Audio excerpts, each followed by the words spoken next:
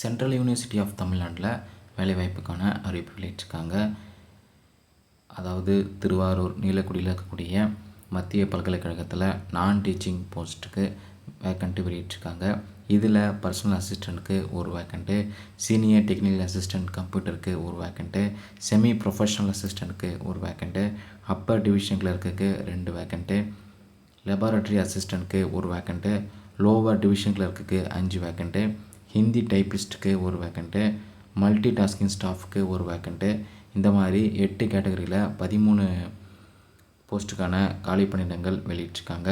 ஒவ்வொரு பணிக்கும் என்ன கல்வி தகுதி, வயது வரம்பு, ஊதியம் எவ்வளோ, முன் அனுபவம் என்ன இருக்கும் அப்படின்னு தெளிவாக கொடுத்துருக்காங்க.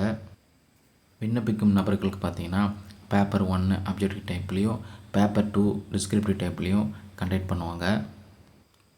இந்த 13 பணிகளுக்கும் நீங்கள் ஆன்லைனில் தான் அப்ளை பண்ணுற மாதிரி இருக்கும்.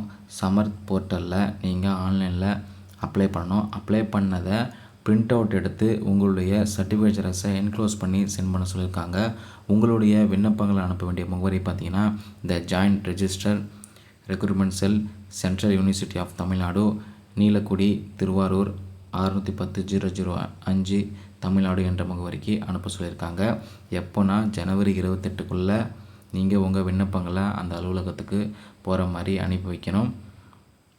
அந்த அப்ளிகேஷனுக்கு முன்னாடி நீங்கள் எந்த போஸ்ட்டுக்கு அப்ளை பண்ணுறீங்க அப்படின்ட்டு எழுத சொல்லியிருக்காங்க. ஆன்லைனில் அப்ளை பண்ணுறதுக்கு ஜனவரி 21 வரைக்கும் லாஸ்ட் டேட்.